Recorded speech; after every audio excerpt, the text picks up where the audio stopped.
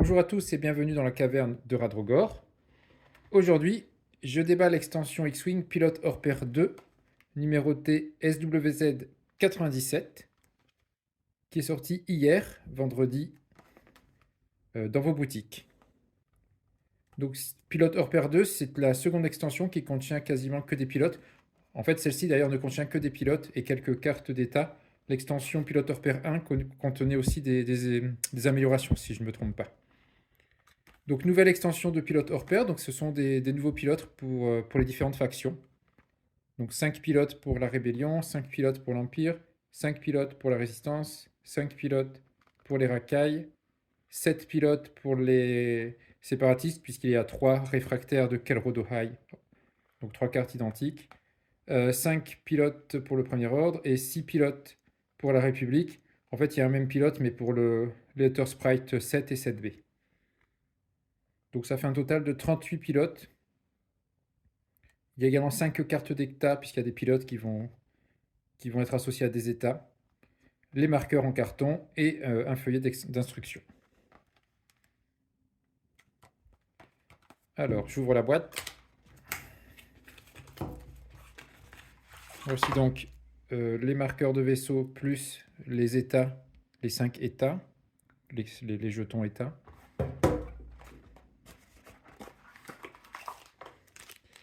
Les pilotes. Et la notice. Donc, pas vraiment une notice, en fait, simplement le nom des testeurs et des personnes qui ont créé ce pack. Et de l'autre côté, bien, une petite affiche X-Wing, ça c'est nouveau. Donc c'est le même dessin que sur la couverture de la boîte, mais en petite affichette format A4 à peu près. Ça change un petit peu.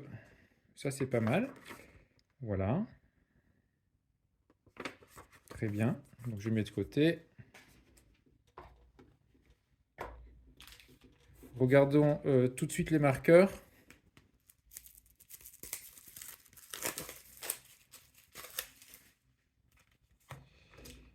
Et ah voilà, alors la mauvaise surprise, c'est des marqueurs recto-verso. Recto-verso avec des factions différentes et des vaisseaux différents. Alors là par exemple un intercepteur, la deuxième sœur, et de l'autre côté on a un A-Wing, Kate Venzi, donc côté Empire, côté Rébellion. Ok, alors ça c'est nul. Ça veut dire qu'on se retrouve avec des doubles faces, donc ben, pour les ranger déjà c'est un peu une catastrophe. Je pense que comme moi vous rangez par faction et ensuite par vaisseau.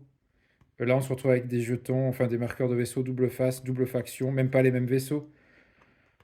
J'imagine pour une économie, petite économie de carton, mais enfin, ouais, là c'est vraiment, vraiment dommage d'avoir fait ça. Dans Pilote Pair 1, on n'avait pas ce problème, il me semble, hein. Ouais, ça c'est vraiment grosse désillusion là-dessus. Bon, moi, ça, ce sont des factions que j'ai, Empire et Rébellion, de toute façon, donc ça, c'est pas un problème. Oui, puisque l'autre problème, c'est éventuellement la revente. Si vous achetez ce paquet à deux, par exemple, vous n'avez que Empire et votre copain, collègue n'a que la Rébellion, ben, vous pouvez pas partager en deux le paquet, puisque les deux factions sont sur les mêmes cartons.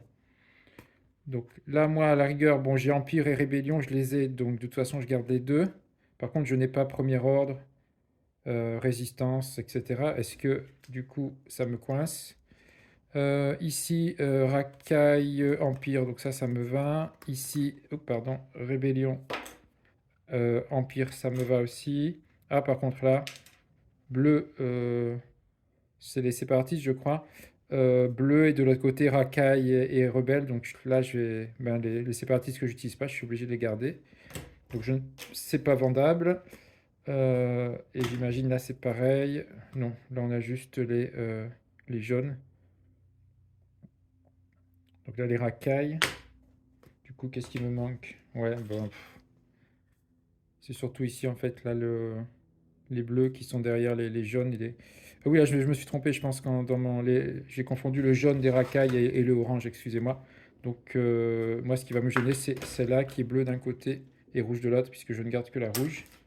Par contre, les oranges et bleus, ça, c'est pas un problème pour moi. Mais ici, j'ai du orange et du vert. Bon, bref, comme vous voyez, tout est mélangé, double face. Donc ça, très très mauvais point. Avoir fait du double face, ne serait-ce que pour le rangement, quoi. Vraiment, comment on va ranger d'un côté d'un côté l'Empire, d'un côté la République, enfin, ou les rebelles, je ne sais pas, hein. Ouais, ça c'est assez décevant. Autre problème, je vais voir si je l'ai également. J'ai vu Marine sur les réseaux Discord, etc., qui indiquait que les objets étaient mal centrés, donc les centres n'étaient pas en face des trous. Ouais, ici, par exemple, j'ai l'impression que vous voyez que le trait ici du centre n'est pas vraiment centré par rapport au cercle. Ça peut poser des soucis ensuite sur les triangles de visée, en fait. Vous voyez, je sais pas, j'ai l'impression que le trait ici tombe bien au coin, par contre celui-là est un petit peu décalé sur la gauche. Donc ça va changer les angles de tir si c'est avéré. Si on a des problèmes de centrage et d'impression. Alors là, ça n'a pas l'air visible, ça m'a l'air bien. Alors peut-être ça dépend des séries d'impression, des paquets. Celui-là m'a l'air relativement correct. Bon, c'est à regarder en détail, donc méfiez-vous. Il semble que, voilà, que certains cônes ne soient pas centrés correctement. Bon, là, c'est pas flagrant sur celle-là, donc je ne peux pas me prononcer trop. Mais c'est un autre problème possible. Ok, donc pardon, c'est un peu la déception hein, de voir ces recto verso. Même si c'est pas pour de la revente, mais ne serait-ce que pour ranger, on fait des classeurs, on fait des rangements faction par faction et on se retrouve avec des doubles factions mélangées, comme c'est le cas pour les derniers vaisseaux multifactions, mais au moins c'est le même vaisseau. On peut comprendre qu'un même vaisseau soit recto verso, même si c'est pas la même faction, mais là, des vaisseaux différents, des factions différentes sur un même marqueur, ouais, je trouve ça débile. Ok, passons aux cartes tout de même. C'est quand même l'intérêt du paquet aussi, de l'extension. Alors les cartes... alors bonne surprise sur les cartes. Enfin ça c'est selon vos goûts, mais vous voyez que les pilotes ont maintenant en arrière, sur leur dos, le dessin, l'artwork comme on dit, hein, le dessin complet de la carte. Vous l'avez sur le dos. Vous n'avez plus juste le symbole de la faction. Avec ici, on remet le nom non, ça doit être le nom pardon, de la personne qui a illustré le vaisseau. Et puis donc la licence FL AMG. Donc ça, c'est joli. Après, bon, oui, de toute façon, on range pas forcément les cartes par rapport au dos, hein. Vous avez le symbole des factions devant, donc c'est pas trop un problème de perdre le symbole de la faction derrière. Du coup, c'est assez joli, ça change. Donc maintenant, après, voilà, les cartes maintenant ressemblent à ça, avec le dos directement, avec l'artwork au dos ici. Donc ça, c'est joli. On perd juste le symbole de la faction au dos. Bon. Alors, je vais peut-être pas lire toutes les cartes, hein, on en a vu, il y en a une 38. Peut-être juste faire la liste des pilotes. De toute façon, vous aurez le détail sur le wiki ou ensuite sur xwing-miniature.eu. Je rajouterai les cartes des pilotes hors pair prochainement dessus. Donc faisons au moins la liste des pilotes si vous voulez. Donc pour l'Empire, TIE lourd, le chef d'escadron Hubble. Il peut effectuer une attaque bonus si un vaisseau allié a défendu. Juno Eclipse, le TIE X1, donc le TIE Advance X1. Après avoir fait une action, vous pouvez effectuer une action accélération rouge. La deuxième sœur sur intercepteur TIE, tant que vous effectuez une attaque, si l'attaque touche, vous pouvez dépenser 2 forces. Dans ce cas, changer tous vos résultats dégâts en critique. Donc un nouveau pilote avec 2 forces en intercepteur. Ça c'est pas mal. Chasseur TIE Mania Tolvan. Tant que vous avez 2 marqueurs de stress ou moins, vous pouvez effectuer des actions blanches même si vous êtes stressé. Après avoir gagné un marqueur de stress, vous pouvez effectuer une action blanche si possible. Donc, quand il se stresse, il peut faire une action blanche. Il ou elle, hein. Mania, je sais pas. Tyran, donc a priori c'est il. Et tant que vous avez 2 marqueurs de stress ou moins, vous pouvez effectuer des actions blanches même si vous êtes stressé. Donc c'est un pilote qui va pouvoir faire des actions malgré le stress et même faire une action après avoir gagné un stress. Ça c'est pas mal. Ensuite, toujours chasseur TIE Irika Quell, ça donc c'est une fille, rongée et eux par le devoir. Après avoir entièrement exécuté une manœuvre, vous pouvez verrouiller un vaisseau ennemi situé dans votre bull's. Donc après avoir fait une manœuvre, on peut verrouiller gratuitement un ennemi qui est dans le bull's eye. Très bien. Je passe aux rebelles. Koran Horn sur le X-Wing, donc T-65. Après avoir déclaré le défenseur d'une attaque, si vous avez un verrouillage sur le défenseur, un vaisseau allié qui a un marqueur de verrouillage sur vous peut transférer son marqueur au défenseur. Alors celle-là, il faut la relire plusieurs fois. Je l'avais déjà lu quand elle était sortie par AMG, donc je pense l'avoir comprise depuis. Ça veut dire qu'un vaisseau allié verrouille ce propre vaisseau ami Koran Horn, et plus tard, quand Koran Horn va verrouiller euh, un défenseur, le vaisseau allié va pouvoir transférer le verrouillage qu'il a mis sur Koran Horn sur l'autre vaisseau en question. En gros, on porte un verrouillage d'un autre vaisseau qu'on va amener sur l'ennemi, si j'ai bien compris. Ça, c'est assez original, il faut bien y réfléchir. Wes Johnson, toujours sur X-Wing T-65. Après avoir effectué une attaque, vous pouvez dépenser une charge pour assigner un marqueur de brouillage. Après avoir défendu, vous pouvez dépenser une charge pour assigner à l'attaquant un marqueur de brouillage. Donc en gros, il a une seule charge, mais après avoir attaqué ou défendu, il peut assigner un brouillage à l'ennemi. Donc on a un brouillage gratuit, que ce soit en défense ou en attaque. Un seul à la fois, mais c'est assez puissant, puisque le brouillage, c'est pas si anodin, hein, puisque ça peut enlever un jeton vert ou un verrouillage aussi. Donc contre certains vaisseaux, c'est tout à fait intéressant. Tycho Chelku, je ne sais pas comment on prononce, fils d'Alderaan. Donc ça c'est un A-Wing, RZ1. Tant que vous avez 2 marqueurs de stress ou moins, vous pouvez effectuer des actions même si vous êtes stressé. Un peu comme le pilote tout à l'heure. Lui, jusqu'à 2 stress, il peut encore continuer à faire des actions, même s'il est déjà stressé. Donc c'est toujours pratique de pouvoir faire des manœuvres rouges, être stressé et continuer à faire des actions. Jusqu'à ce qu'on en ait 2 au moins, c'est-à-dire que 2 fois d'affilée, on peut faire des actions. Donc avant même si on a 2 stress, après bien sûr, il faudra déstresser. Mais comme maintenant, en plus, le jeu se joue en général en 5 tours quasiment, si on sait qu'on a 2 tours où on peut être stressé et quand même faire des actions, donc c'est-à-dire on va pouvoir faire des manœuvres assez sympas, et rester stressé 2 tours, c'est pas mal. Euh, Ked ou Keo Venzi, Keo je pense. Alors toujours sur A-Wing, si vous n'avez pas de charge active, donc on a une charge qui n'a pas l'air récurrente, si vous n'avez pas de charge active, après avoir révélé une manœuvre de virage sur l'aile ou de virage, vous pouvez augmenter la difficulté de la manœuvre. Dans ce cas, effectuez cette manœuvre comme un dérapage et récupérer une force. Alors dérapage, je vous renvoie à la notice, au guide de référence, ça explique comment on fait un dérapage. On va pouvoir faire des dérapages. Donc on augmente la difficulté de la manœuvre, on fait des dérapages, et dans ce cas-là, on récupère une force.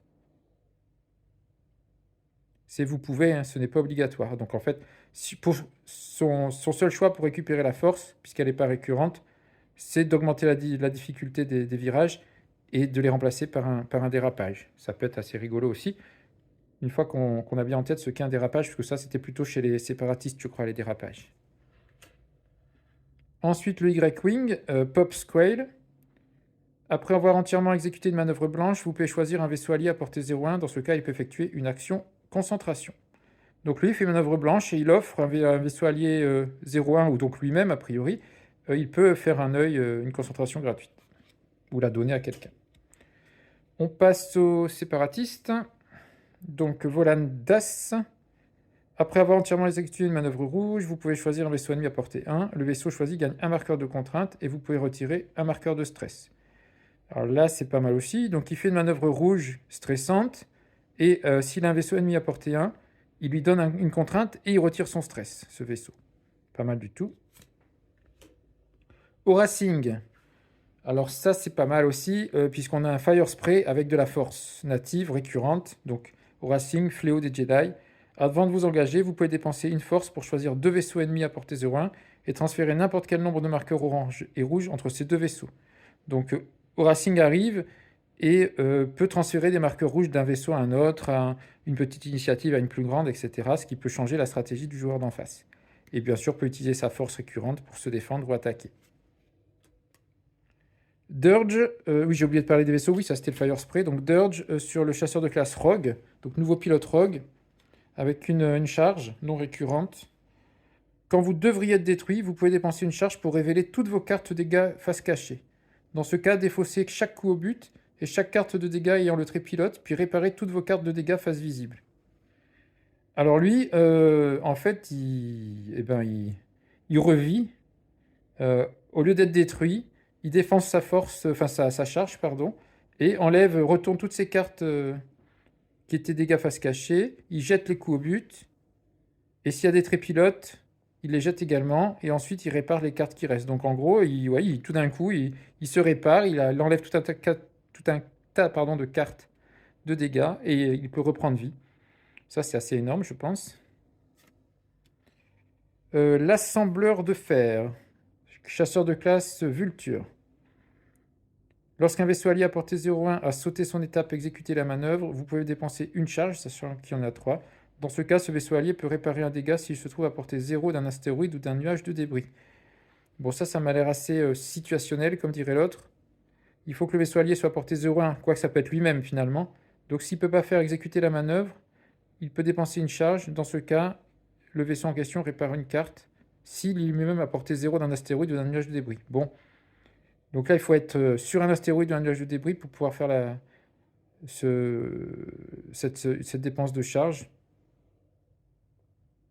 pour pouvoir réparer un dégât. Donc c'est relativement situationnel. Disons qu'en gros, le vaisseau doit lui ou son ami à proximité, doit aller se réfugier sur un astéroïde ou un nuage de débris pour pouvoir réparer une carte grâce aux charges de ce pilote. Ensuite, on a 3 pilotes identiques, donc réfractaire de Kelrodo Ei, donc sur les chasseurs droïdes de classe Vulture, donc 3 cartes identiques. Après, vous avez été détruit, vous pouvez transférer tous vos verrouillages et vos marqueurs verts à un autre réfractaire allié si tu as porté 0,3. Ok. Donc là, on a des vaisseaux qui sont plutôt faits pour la nuée, 3 vaisseaux pour la nuée, 3 pilotes en tout cas, à leur destruction, donnent leur verrouillage et leur marqueur vert à leurs copains. Donc remarquez que la capacité du vaisseau a changé également. C'est modifié pour les organites, c'est-à-dire que là, on a des vultures pilotées par des pilotes organiques et non pas des robots. Donc il y a un petit changement en termes de difficulté des manœuvres de virage et par contre augmentation des virages serrés. À vitesse 3, augmentation de la difficulté. Ce qui est étonnant aussi, je ne sais pas si c'est une erreur ou si c'est volontaire, c'est que ces pilotes étant organiques, vous voyez qu'ils peuvent faire un tonneau suivi d'une concentration mais rouge, mais ils peuvent toujours faire un calcul. Alors certains y voient une erreur, moi je me dis peut-être c'est normal, après tout ce sont des vaisseaux droïdes, donc ils puissent faire des calculs, c'est peut-être normal. Et c'est modifié pour les organiques, donc ils peuvent aussi faire une concentration, mais ça leur coûte un stress, c'est rouge. Je me dis que c'est peut-être normal en fait, d'avoir calcul et œil. Je suis pas certain que ce soit une erreur. On va vérifier si un erratum sort prochainement.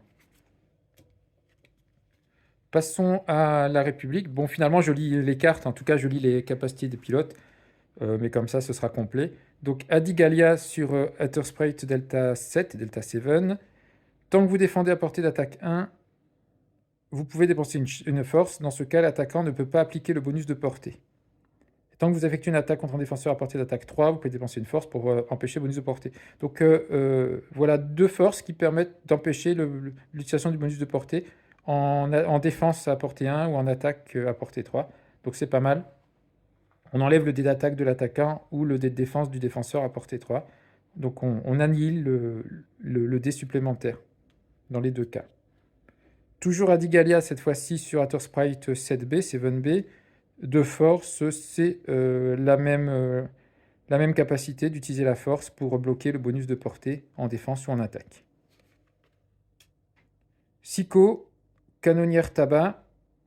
Après avoir exécuté une manœuvre de base, vous pouvez vous assigner à l'état manœuvre récurrente. Alors, manœuvre récurrente, c'est un état, ça doit être au bout du paquet. Donc, après avoir fait une manœuvre de base, vous avez une manœuvre récurrente. Manœuvre récurrente, vous pouvez exécuter des manœuvres rouges, même si vous êtes stressé. Après avoir révélé une manœuvre de virage sur l'aile ou de virage serré, vous devez gagner un marqueur de contrainte pour exécuter cette manœuvre comme un dérapage. Encore un vaisseau qui fait un dérapage, c'est le deuxième dans ce paquet. Après avoir révélé une manœuvre en ligne droite, vous devez exécuter cette manœuvre comme étant un virage Koyogran rouge. Après avoir exécuté une manœuvre, retirez cet état. Bon, à relire à tête reposée parce que ça fait quand même pas mal de choses avec ces manœuvres récurrentes. Et donc le petit symbole, ici on voit la canonnière sur le petit jeton d'état. Je poursuis. Sur Actis état 2, Kit Fisto avec 2 forces récurrentes. Tant qu'un autre vaisseau allié défend, si l'attaquant est dans son bull ice, vous pouvez dépenser une force pour changer un des résultats vierges du défenseur en un résultat concentration. Alors, il n'y a pas de portée. Tant qu'un autre vaisseau allié défend, si l'attaquant est dans son boulage, vous pouvez dépenser une force. Je ne vois pas de portée, donc je comprends que ça marche n'importe où. En tout cas, je ne vois pas écrit l'inverse. Donc, si un autre vaisseau, n'importe lequel, défend, et alors que l'attaquant est dans son boulage, Kit Fisto peut dépenser une force pour lui donner un résultat concentration au lieu d'un dé vierge. Donc un peu comme l'empereur, ça marche a priori sur ou Leia, ça a l'air de marcher sur toute la carte à n'importe quelle portée. Donc ça c'est assez puissant également. Je continue avec Slammer, chasseur Torrent V19. Après avoir entièrement exécuté une manœuvre, vous pouvez dépenser 2 charges d'un coup pour effectuer une action MASL, même si vous êtes stressé. Ok, donc lui permet d'avoir du MASL en dépensant ses 2 forces, donc tous les 2 tours, puisque c'est récurrent une tour par tour. Donc tous les 2 tours peut effectuer une action MASL gratuite, même s'il est stressé. Enfin gratuite. Oui, gratuite. Gavin Sakis. Tant que vous, donc sur chasseur royal Naboo N1, tant que vous défendez ou effectuez une attaque, si la vitesse de votre manœuvre révélée est supérieure à celle du vaisseau ennemi, vous pouvez relancer vos résultats vierges. Ça c'est pas mal aussi. Donc si on défend ou on attaque, à condition d'avoir une manœuvre plus rapide que le vaisseau ennemi, qui attaque ou qui défend, donc vous pouvez relancer vos résultats vierges. Donc on gagne le droit de relancer les dés vierges. C'est tout à fait intéressant aussi. Passons au premier ordre, lieutenant Galek sur chasseur TIE FO. Après qu'un autre vaisseau allié à portée 0,2 a été détruit, vous pouvez effectuer une action de coordination même si vous êtes stressé. Donc coordination gratuite si un vaisseau ami est détruit à proximité. Et à ce moment-là, tant que vous coordonnez, le vaisseau que vous avez choisi peut effectuer une action seulement si cette action est également dans votre barre. Ok, on ne peut coordonner qu'une action qu'on a dans sa barre également ici. Donc concentration, évitement, verrouillage, tonneau. Jules Gergerod, bombardier TIE SE. Après avoir effectué une action accélération, vous pouvez dépenser une charge, on en a 3, non récurrentes, pour retirer un marqueur rouge, non verrouillage ou orange. Donc, il accélère, ce qui est rouge d'ailleurs, et peut dépenser une charge pour retirer le marqueur rouge, non verrouillage ou orange. Donc en gros, une accélération rouge, mais qui n'est finalement pas stressante, puisqu'ensuite derrière, on peut dépenser une charge pour enlever ce stress.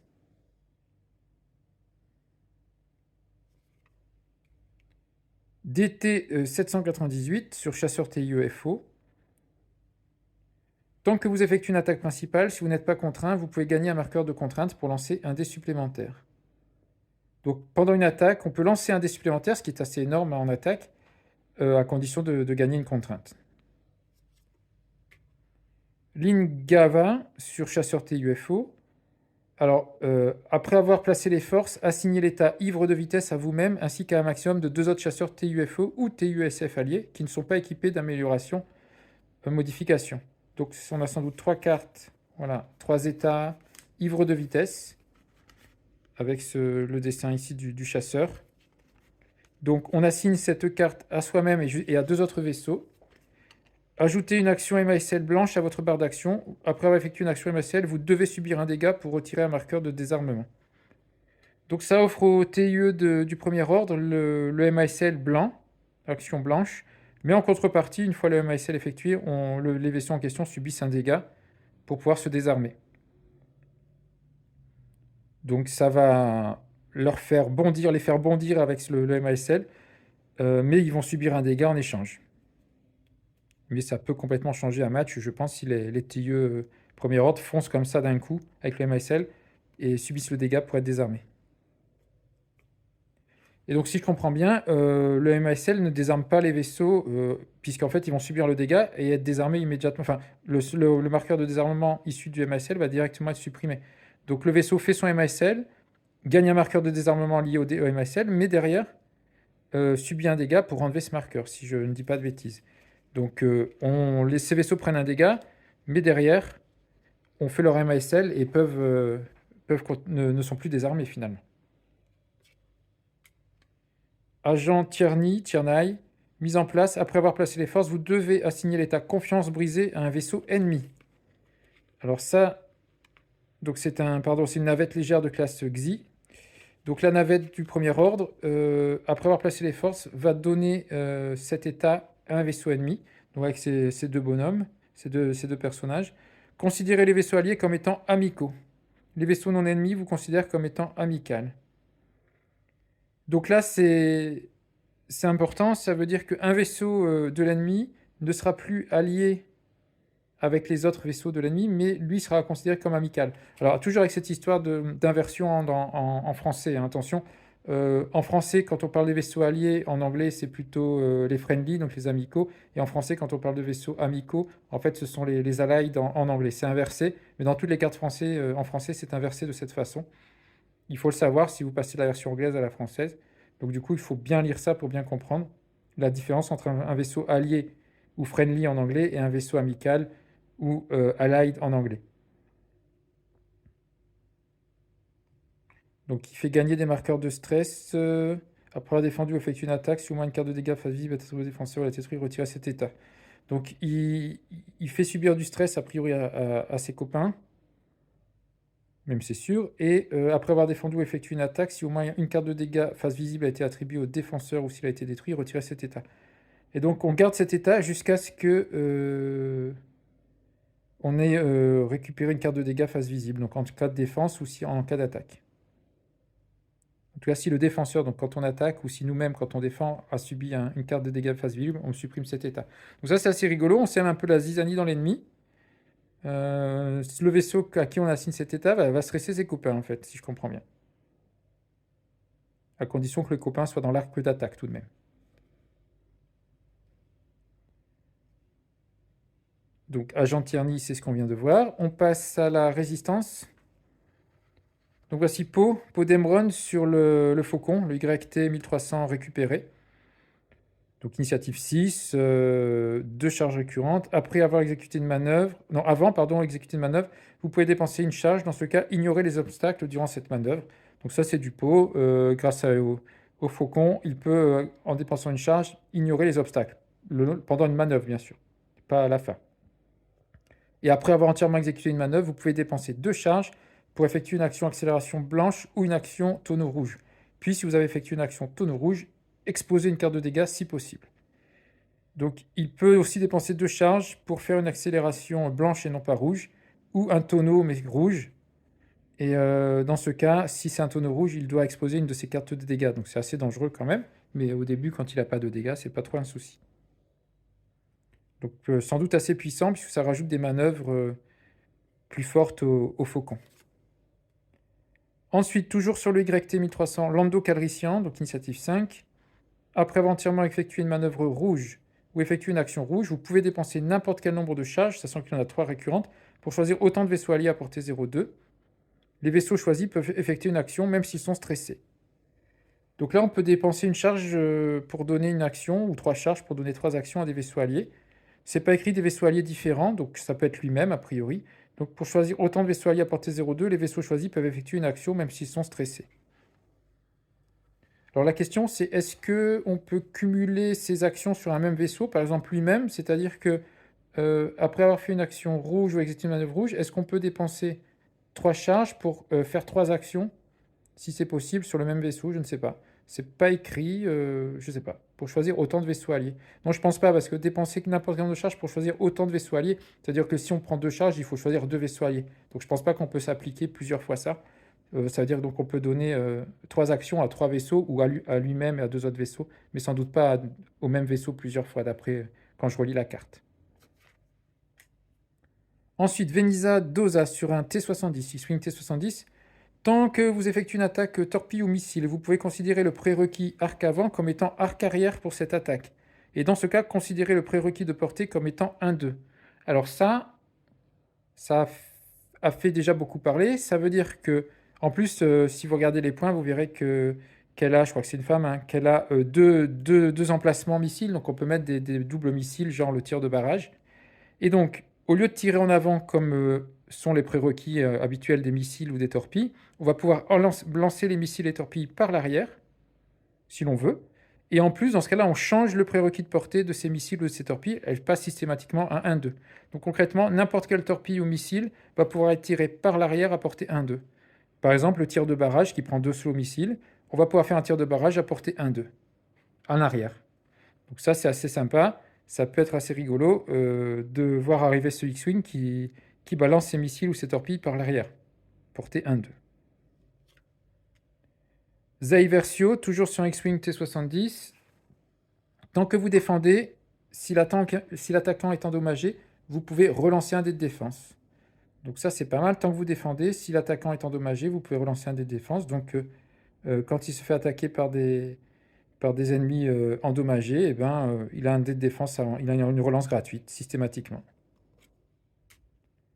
Taka Jamoriza sur le transport de la résistance. Après avoir brouillé, vous devez assigner un marqueur de brouillage à un autre vaisseau situé à portée 0,1 du vaisseau brouillé, si possible. Donc ce vaisseau, ce pilote, quand il brouille un vaisseau, quand il donne un marqueur de brouillage à un vaisseau, il doit brouiller, en tout cas donner un marqueur de brouillage à un autre vaisseau à portée 0,1 du vaisseau brouillé, si possible. Donc ça veut dire qu'il y a deux vaisseaux côte à côte, mais j'imagine, y compris si c'est un vaisseau ami, on va être obligé de le brouiller, si je ne dis pas de bêtises. Parce qu'ils ne disent pas que c'est un autre vaisseau ennemi. Donc n'importe quel autre vaisseau à portée 0,1 de celui qu'on brouille va être brouillé également, en fait. C'est comme si on brouillait deux vaisseaux d'un coup. Ok. Hondo Onaka sur le Fire Spray. Donc là, on passe aux Scooms. Donc nouveau pilote Fire Spray pour les Scooms. Donc Hondo, qui a simplement une initiative de 1. Il a une action. Choisissez deux vaisseaux non immenses situés à portée 0,3 de vous, qui ne sont pas alliés l'un à l'autre. Deux vaisseaux non immenses situés à portée 0,3 de vous, qui ne sont pas alliés l'un à l'autre.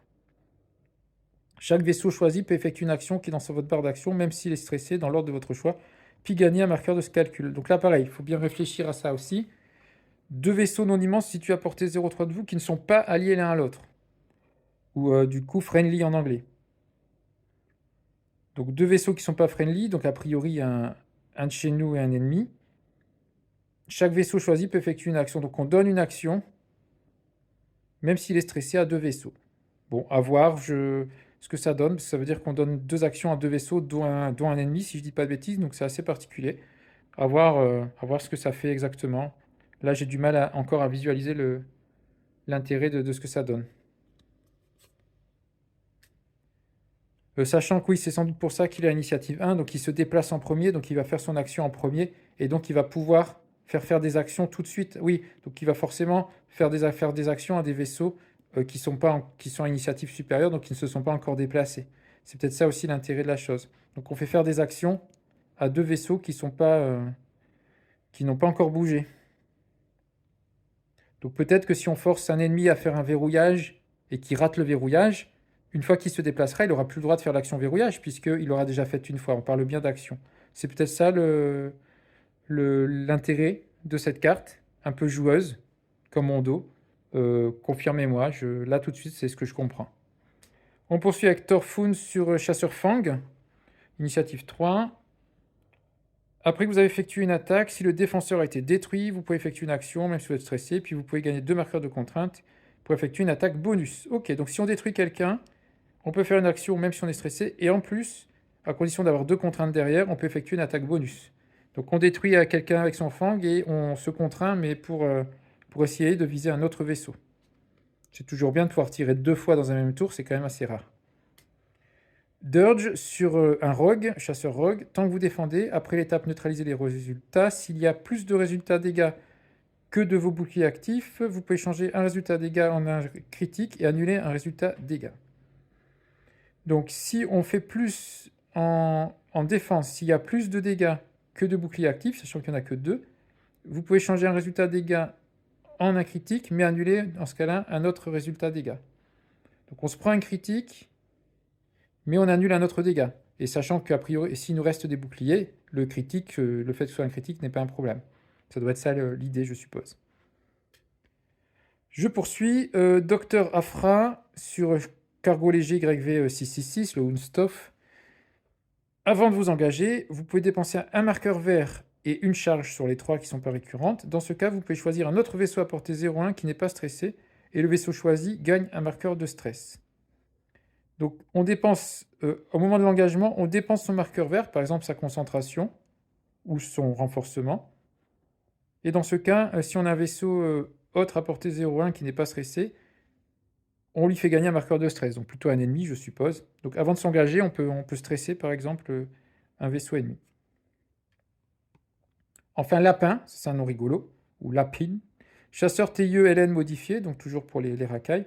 Tant que vous défendez ou effectuez une attaque, les dés du vaisseau ennemi ne peuvent pas être modifiés s'il est stressé.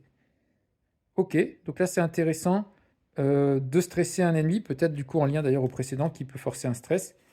Si vous stressez un ennemi, il ne pourra pas modifier ses dés en attaque ou en défense. Alors c'est écrit, les dés ne peuvent pas être modifiés s'il est stressé. Donc a priori, modifier, ça compte également la force, donc on peut a priori rien utiliser.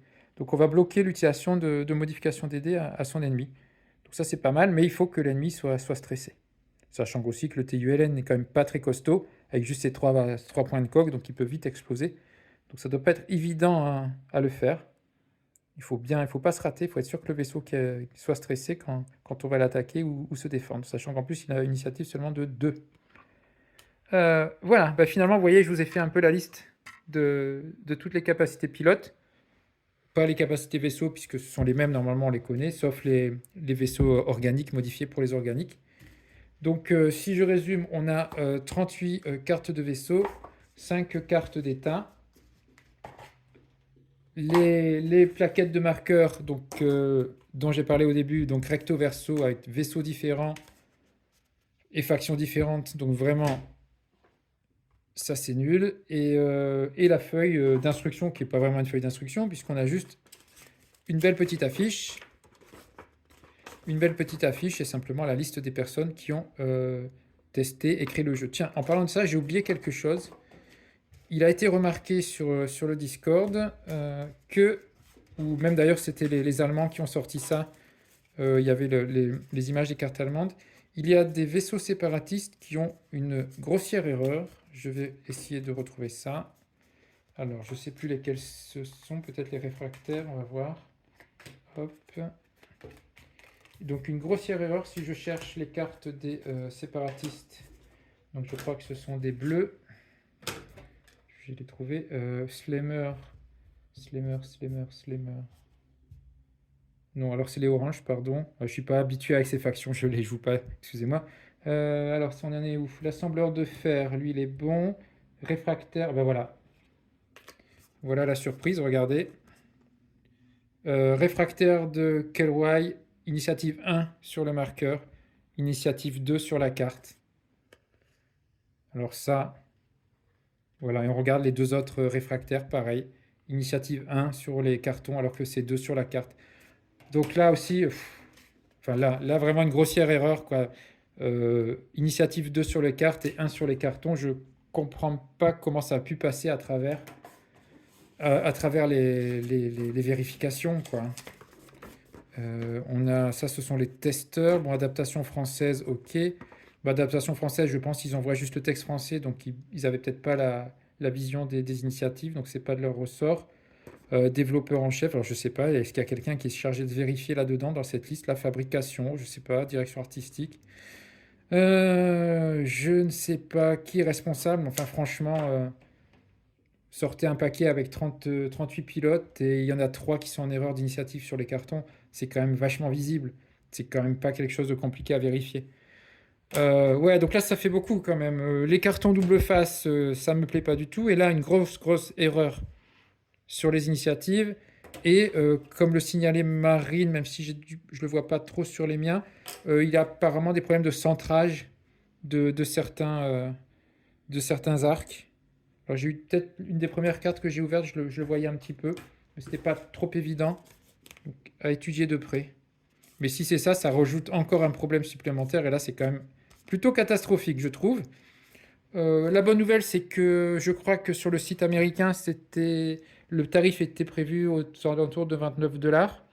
Et finalement, en France, là, on est plutôt sur du 23-25 euros selon les magasins, dans ces eaux-là. Donc c'est la seule bonne surprise, j'ai envie de dire. Puisque je répète, hein, les cartons double face, très très mauvais point. La grossière erreur d'initiative des séparatistes, très très très mauvais point.